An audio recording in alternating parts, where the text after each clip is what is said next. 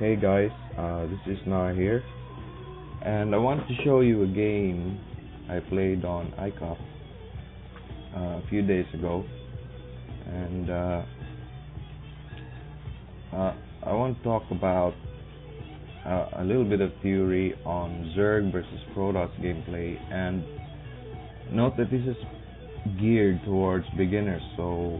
this is a D- matchup, and so don't expect a lot of pro things here. These are basic things that you would wanna learn if you're starting up, trying to get up your game in Starcraft from a beginner level. And we'll be focusing on Zerg on this video, and first I wanted to talk about this build. It's a kind of inverse to a 9-pool 10 overlord build, where usually what players do is after their 9 probe spawns out from larvae or from the eggs, they'd wait for a few moments to put down that spawning pool. So and then afterwards spawn their overlord right up, so they can produce more zerglings soon as the hatchery, the spawning pool finishes.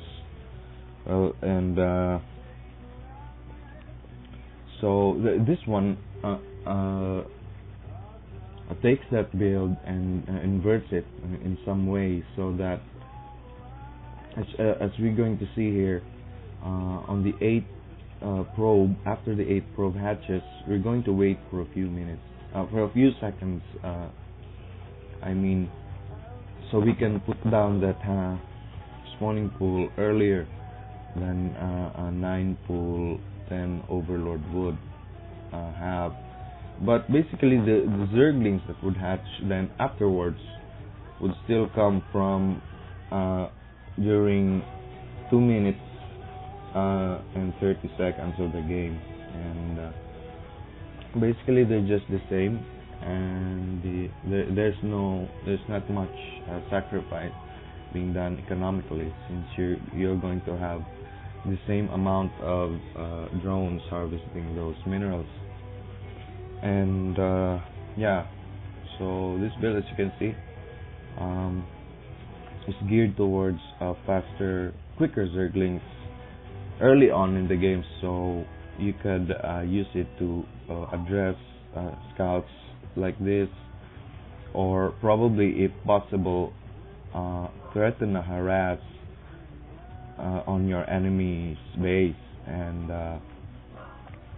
that's basically the idea of this build, to have quicker zerglings while still being able to have the resourcing rate that you generally want to have playing a Zerg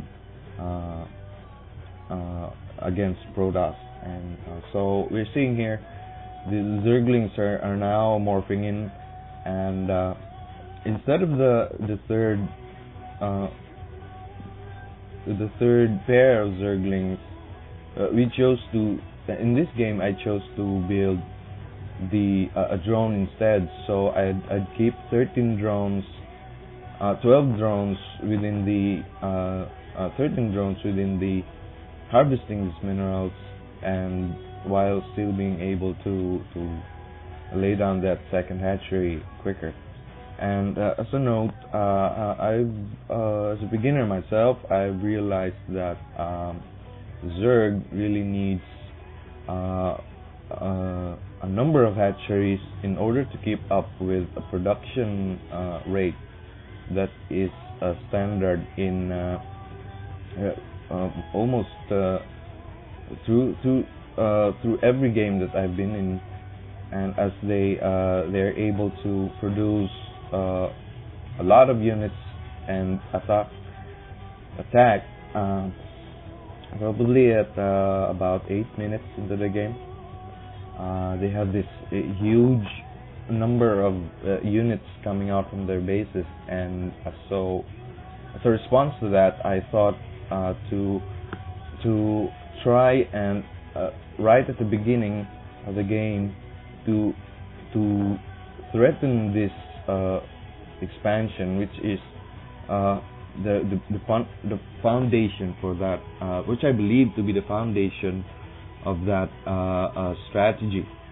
And I really believe that if it's possible to be able to break this expansion with a good combination of units and a little bit of micro, we can really push set the opponent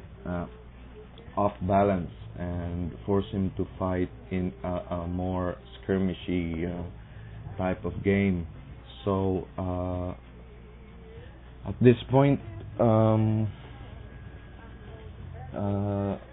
as later we will be seeing hydralisks coming out from my base here, and as you can see, there's only one drone harvesting that Vespene. Since I've pulled them out from harvesting Vespene back to harvesting minerals, so we can have